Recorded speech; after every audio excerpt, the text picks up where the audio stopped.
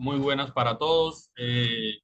Nosotros somos estudiantes de agronomía de la UNAD, de la Escuela Escalma de Santa Marta, y vamos a hablar sobre diagnósticos fitopatológicos de la fase 3.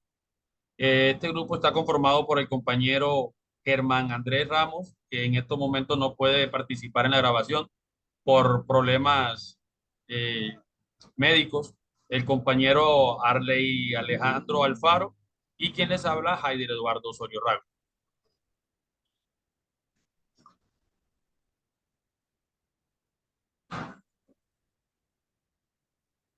Bueno, la introducción en el diagnóstico fitopatológico es una fase fundamental que nos permite la identificación certera de los fitopatógenos que precisan de la observación tanto en la salida de campo como en el diagnóstico de laboratorio. Para nuestro estudio de caso encontramos la coniferiporia, que es una enfermedad fúngica que afecta a los cultivos de cedro, causando daños en la madera y en la estructura de los árboles. En esta capacitación aprenderemos a identificar los síntomas y signos de esta enfermedad a través de la observación de campo, además de la correcta recolección de muestras para los pertinentes análisis de laboratorio.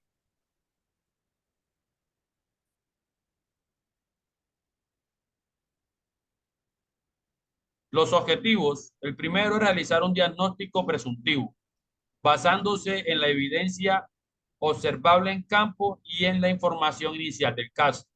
El segundo es comprobar el diagnóstico inicial con las herramientas disponibles y análisis en laboratorio. El tercero es aportar los conocimientos básicos sobre el fitopatógeno causal de la enfermedad y su posible manejo.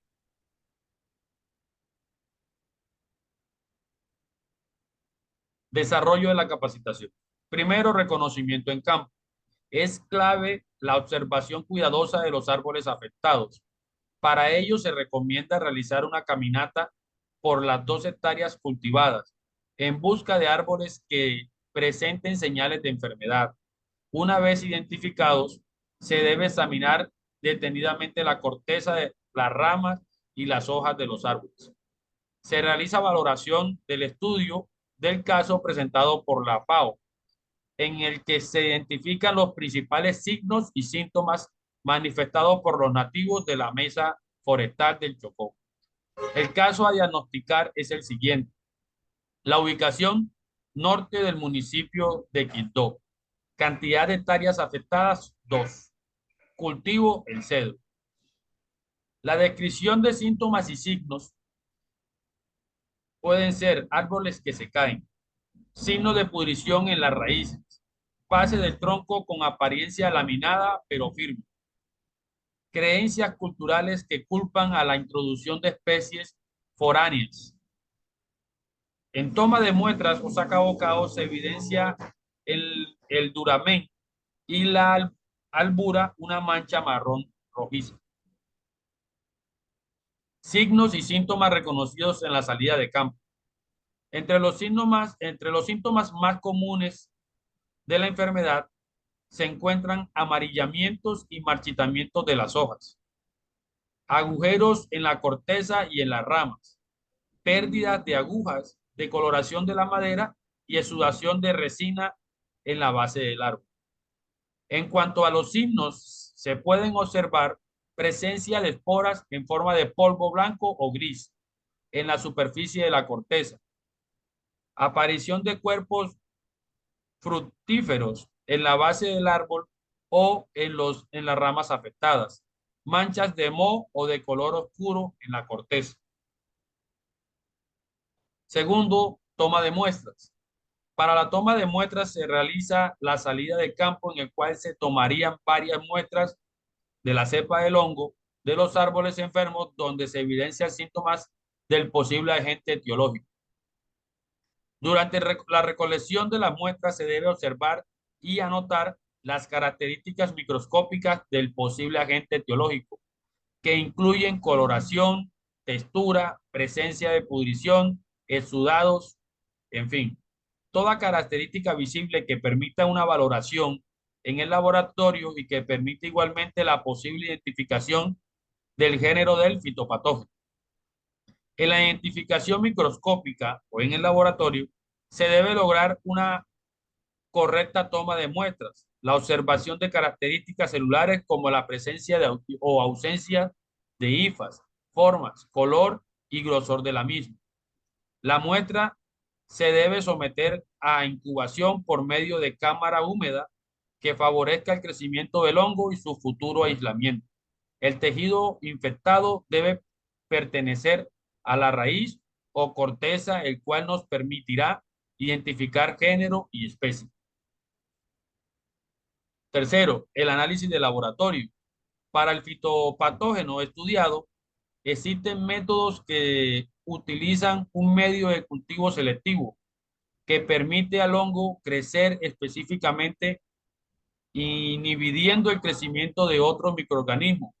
Este se basa en hacer un preparado de 45 gramos por litro de agua de Malta, de ajar de Malta, perdón, 80 partes por millón de micostatina, 100 partes por millón de benomilo y 8 partes por millón de clarofán, y suficiente HCl para que el pH esté entre 2.6 y 2.8.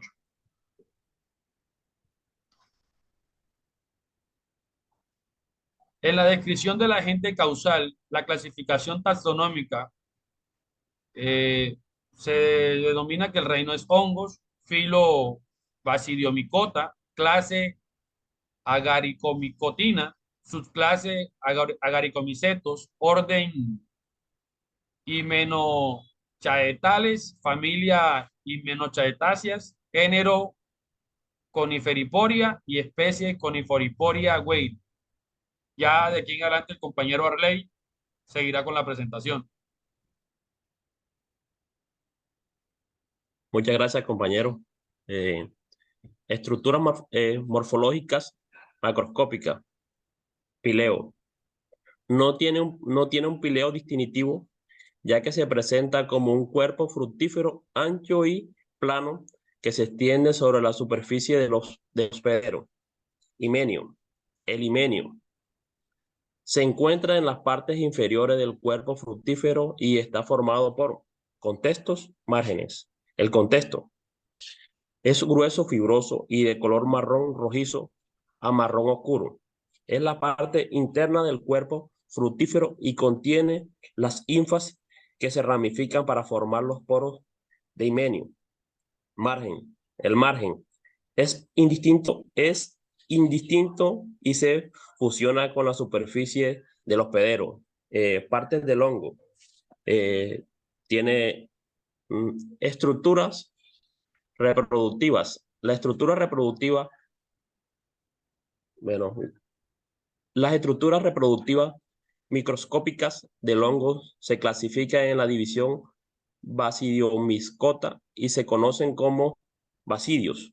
En el caso de Canifolia, los basidios se encuentran en la superficie de las estructuras reproductivas macroscópicas llamadas cuerpos fructíferos.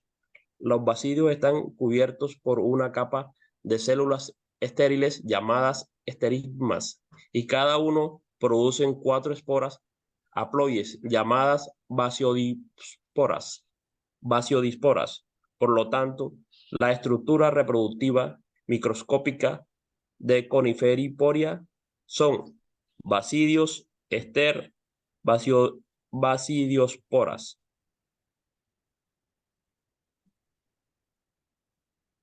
Identificación del hongo en las bases de datos EPPO. Compañero, ¿me puede colaborar que la pantalla me interfiere en la esquina? Ok, de acuerdo con los resultados de la búsqueda que se realizó en la base de datos de la EPO global, este hongo no se encuentra distribuido en Colombia, señalando reportes de su presencia en América del Norte, y se ha informado en otras partes del mundo como en Europa y Asia. Por su parte, en la base de datos del ICA, en las plagas cuarentenarias presentes en Colombia, no se encuentran información sobre dicha enfermedad. En este orden de ideas, se sugiere que el hongo coniferiporia es una enfermedad nueva en el país. Aquí señala dónde está afectando, dónde está presente la enfermedad. Sí, compañero. Enfermedad cuarentaria. Una enfermedad cuarentaria es una enfermedad de plantas o animales que pueden tener un impacto económico o ambiental significativo y que se considera una amenaza para la agricultura, la silvicultura o la vida silvestre de un país o región. Coniferporia es un hongo que causa una enfermedad conocida como pudrición de raíces en árboles de conífera, aunque no se encuentra información actualizada sobre su distribución geográfica en Colombia.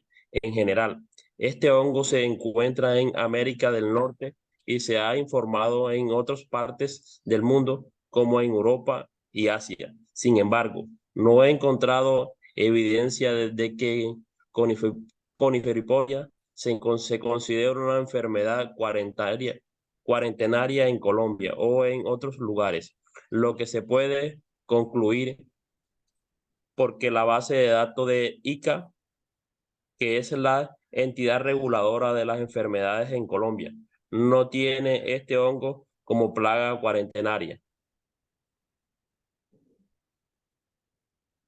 Conclusiones. El diagnóstico fitopatológico es un paso clave que facilita la detención y control oportuno de agentes fitopatológicos en el cultivo mediante la observación, análisis y recolección de información. Además, recalcamos la importancia de su identificación oportuna que permita clasificar el riesgo que representa para los cultivos de importancia económica en el país. Asimismo, logrando establecer metodologías eficientes que permitan el control de estos agentes causales, evitando su propagación.